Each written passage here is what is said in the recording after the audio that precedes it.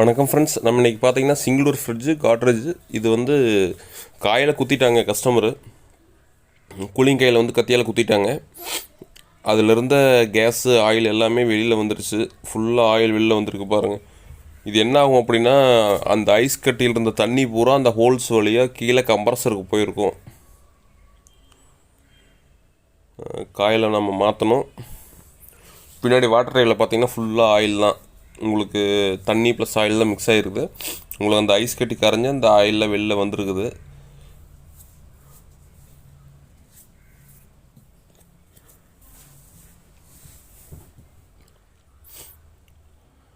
இப்போ இது பார்த்தீங்கன்னா கம்ப்ரஸர் வந்து ஆன் பண்ணி பார்த்தேன். ஆனால் கம்ப்ரஸர் ஹீட் ஆகுது, ரன் ஆகலை, அம்மிங் ஆகுது. அம்மிங் ஆகுதுன்னா உங்களுக்கு வந்து கம்ப்ரஸர் போயிடுச்சு.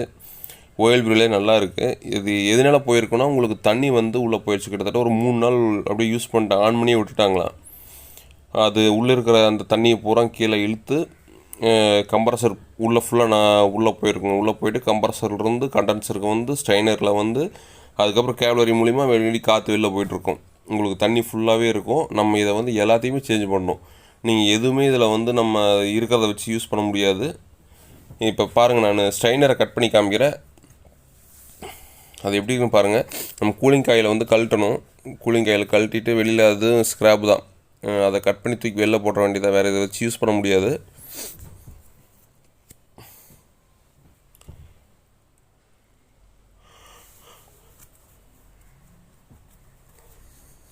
இது வந்து ஃப்ரிட்ஜில் வந்து இன்ஃபில்ட்டாக கொடுத்துருக்காங்க. நம்ம இதை வந்து ஹோல்ஸ் போட்டு தான் வெளியில் வேறு மாற்றணும்.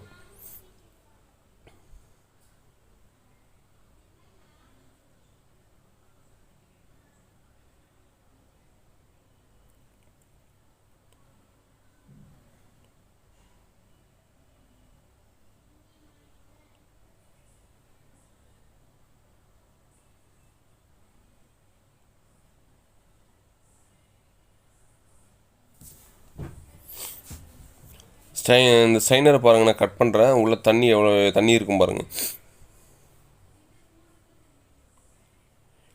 உள்ளே பார்த்தீங்கன்னா மண் மாதிரி ஆயிடுச்சு தண்ணி. உள்ளே அந்த ஆயிலெலாம் மிக்ஸ் ஆகி மண் மாதிரி ஆயிடுச்சு.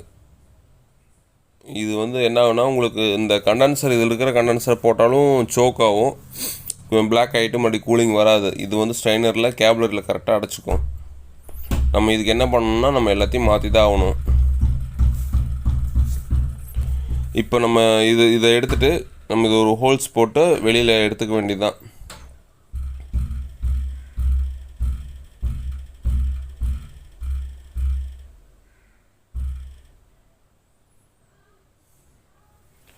அதே மாதிரி இந்த கம்ப்ரஸர் பார்த்தீங்கன்னா போயிடுச்சு. இதையும் நம்ம சேஞ்ச் பண்ணி தான் ஆகணும்.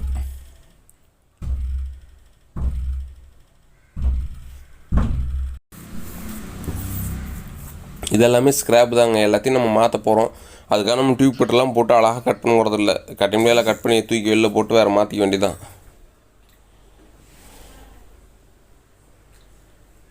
இந்த கண்டென்சர் நம்ம யூஸ் பண்ண முடியாது, ஏன்னா இதுலேயும் தண்ணி உள்ளே போயிருக்கும். இது வந்து இரும்பாக இருக்கிறதுனால உங்களுக்கு வந்து உள்ளே ரஸ்ட் ஆகும். ரஸ்ட் ஆச்சுன்னா மறுபடியும் சோக் ஆகிடும்.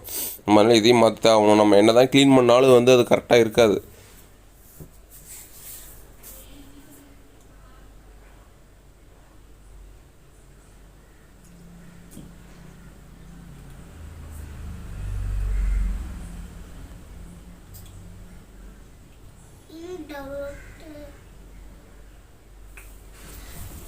இது வந்து காட்ரேஜ் காயிலுங்க, அதே சைஸ் தான் நம்ம மாற்றுறோம். இது வந்து பார்த்திங்கன்னா கீழே வரைக்கும் உங்களுக்கு பைப் கொடுத்துருக்காங்க. அலுமினியம் பைப்பு தான் அது. நம்ம ஹோல்ஸ் போட்டு அந்த ஹோல்ஸ் வழியாக வெளியில் எடுத்துக்கணும்.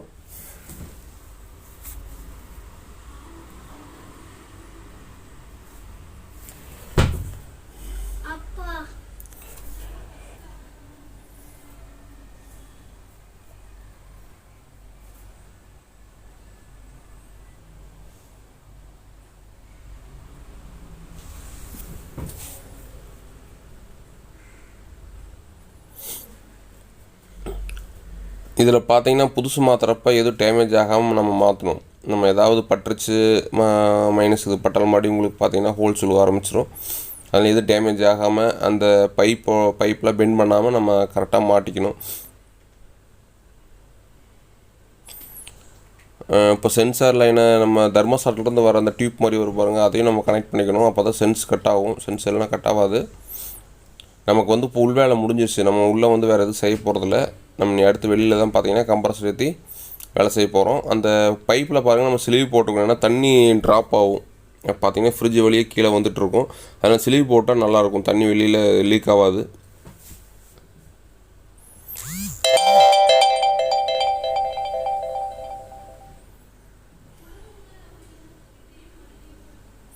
ஃபஸ்ட்டு வந்து கம்ப்ரஸர் ஆன் பண்ணி பார்த்துக்கலாம். புது கம்ப்ரஸர் எடுத்து வச்சிட்டேன். நம்ம கம்ப்ரஸரை ரன் ஆகுதான்ட்டு ஆன் பண்ணி பார்த்துக்கலாம்.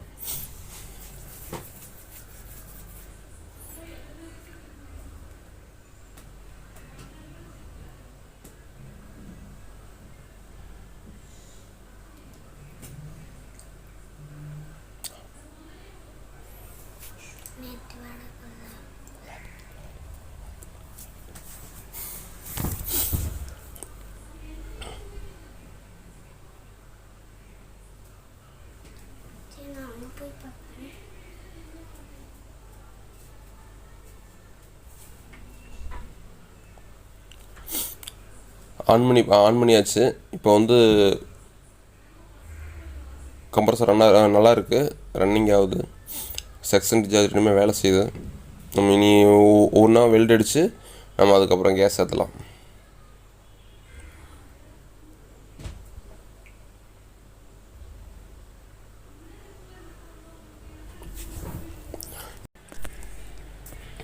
நம்ம கண்டென்சர் வெல்ட் அடிச்சிடலாங்க. இது பார்த்தீங்கன்னா உங்களுக்கு கண்டென்சர் வந்து ஃப்ளக்ஸ் கண்டிப்பாக யூஸ் பண்ணணும். இரும்பும் காப்பரும் வந்து உங்களுக்கு ஜாயிண்ட் ஆகாது நம்ம வெல்ட் அடிக்கல. அதனால் ஃப்ளக்ஸ் கண்டிப்பாக யூஸ் பண்ணணும். ஃப்ளக்ஸ் வச்சு யூஸ் பண்ணணும். அதே மாதிரி பார்த்தீங்கன்னா வெல்ட் அடிக்கல ஸ்டார்டிங் கன்னை யூஸ் பண்ணலையே நம்ம அந்த காப்பர் ராடை கொண்டு வச்சா அப்படின்னா உங்களுக்கு வந்து ஒட்டாது. அந்த வெல்ட் அடிக்கிற பைப்பு பார்த்தீங்கன்னா நல்லா ஹீட் ஆகணும். நல்லா ஹீட் ஆனதுக்கப்புறம் நம்ம ராடை யூஸ் பண்ணல மட்டும்தான் அது ஒட்டும், இல்லைனா ஒட்டாது. இது கண்டிப்பாக ஃப்ளக்ஸ் யூஸ் பண்ணி தான் அடிக்க முடியும்.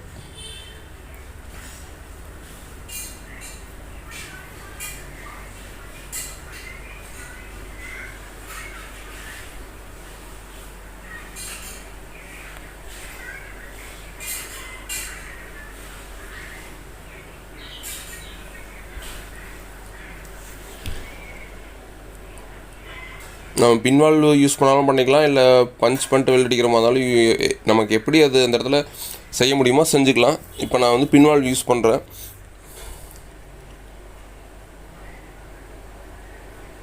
இதுவும் பார்த்தீங்கன்னா நல்லா ஹீட் பண்ணிவிட்டு அதுக்கப்புறம் தான் வெல்ட் அடிக்கணும். இல்லைனா அந்த இடத்துல ஒரு மாதிரியாக இருக்கும், பார்க்க அசிங்கமாக இருக்கும்.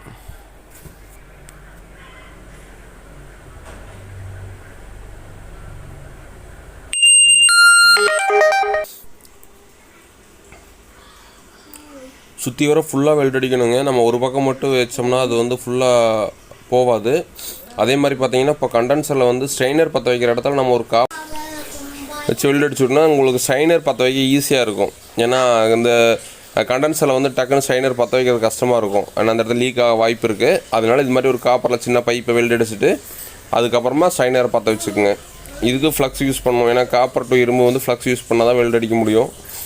யூஸ் பண்ணிட்டீங்கன்னா அடுத்தது வந்து உங்களுக்கு ஸ்ட்ரெயினர் பற்ற வைக்க ஈஸியாக இருக்கும், டக்குன்னு வெல்ட் அடிச்சுக்கலாம். ஒரு சிலர் வந்து அப்படியே அடிப்பாங்க, அப்படியே அடிக்கலாம். நான் இது மாதிரி செய்வேன். உங்களுக்கு எப்படி பிடிக்குதோ அது மாதிரி செஞ்சுக்குங்க. ஆக மொத்தம் லீக் ஆகாமல் இருந்தால் சரி.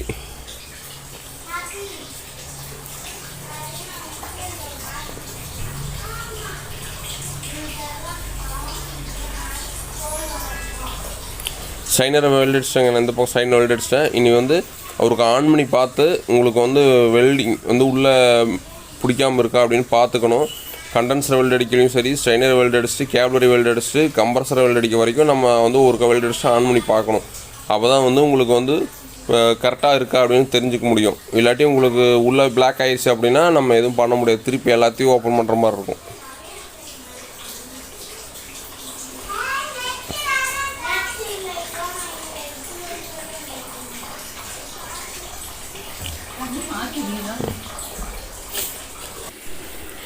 ஸ்ட்ரெயினரில் கேபிளரி வச்சு வெல்ட் அடிச்சுக்கலாம்.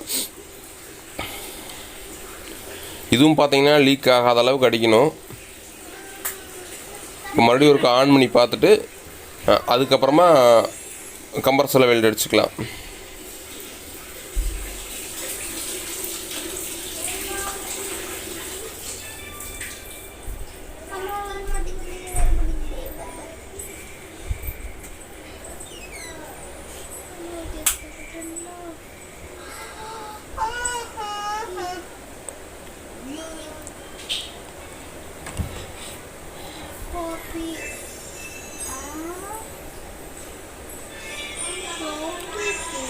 நல்லா பழுக்க வச்சுட்டு நல்லா ஹீட் பண்ணிட்டு அதுக்கப்புறம் தாங்க காப்பர் பைப் வைக்கணும். அப்போ தான் வந்து சீக்கிரமாக டக்குனு வெல்ட் அடிக்க முடியும்.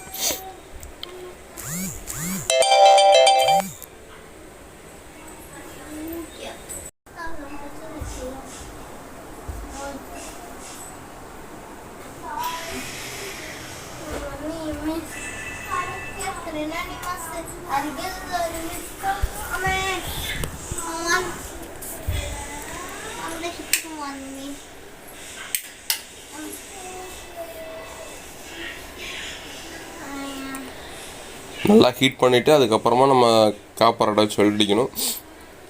நம்ம முடிஞ்சிடுச்சு. நம்ம நீ வேக்கம் போட்டு கேஸ் ஏற்றலாம். ஃபஸ்ட்டு வெல்ட் அடிச்சதை பார்த்தீங்கன்னா உங்களுக்கு எதுவும் லீக் இல்லாத அளவுக்கு இருக்கணும். இல்லை டவுட்டாக இருந்தால் ப்ரெஷர் போட்டு நம்ம அதுக்கப்புறம் ஹோல்டு பண்ணி வச்சு அதுக்கப்புறமா நம்ம கேஸ் ஏற்றலாம். அந்த பின்னாளில் பார்த்தீங்கன்னா கண்டிப்பாக அந்த பின்னு போடணும். இல்லைன்னா நம்ம கேஸ் ஏற்றி முடிச்சதுக்கப்புறம் கேஸ் திரும்ப வெளில வந்துடும்.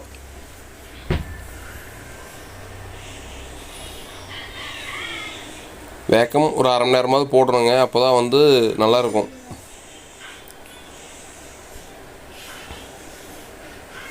கண்டிப்பாக லீக் செக் பண்ணிக்கங்க. எங்கேயாவது லீக் இருக்கான்னு பார்த்துங்க. வெல்ட் அடித்த இடத்துல நம்ம எல்லாத்தையும் புதுசு மாற்றிருக்கோம்.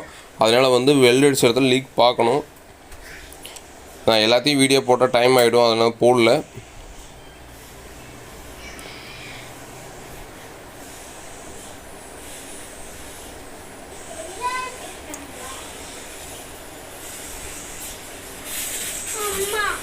கிட்டத்தட்ட பார்த்திங்கன்னா ஒரு 6 ஜாயிண்ட் வரும். அதை நம்ம எல்லாத்தையுமே பக்காவாக பார்த்துக்கணும்.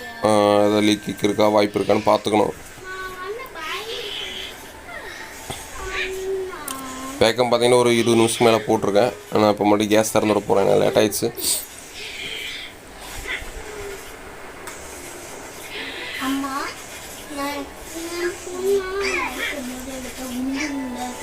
ஆன் பண்ணதுக்கு முன்னாடி பார்த்திங்கன்னா கொஞ்சம் கேஸ் திறந்து விட்டணும். கொஞ்சம் ஃப்ரிட்ஜில் வந்து கேஸ் டாப் அப் பண்ணிவிட்டு அதுக்கப்புறம் தான் நம்ம ஆன் பண்ணணும். ஃப்ரிட்ஜை ஆன் பண்ணணும்.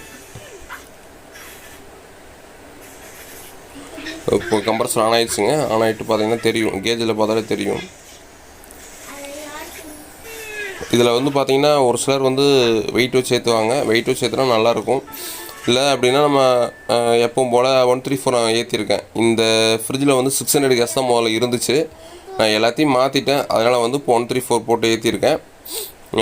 ப்ரெஷர் ரன்னிங் ப்ரெஷர் பார்த்திங்கன்னா 0.8 வச்சுருக்கேன். நல்லா ஹீட் இருக்குது. கூலிங் உள்ள நல்லா இருக்குது. நம்ம கண்டென்சர் ஹீட்டை வச்சு நம்ம சொல்லிடலாம் அந்த ஃப்ரிட்ஜ் வந்து கூலிங் எப்படி இருக்குன்னு சொல்லிடலாம். ஓகே ஃப்ரெண்ட்ஸ், நம்ம அடுத்த வீடியோவில் வேறு ஒரு கமெண்டோட பார்க்கலாம். Okay, thank you.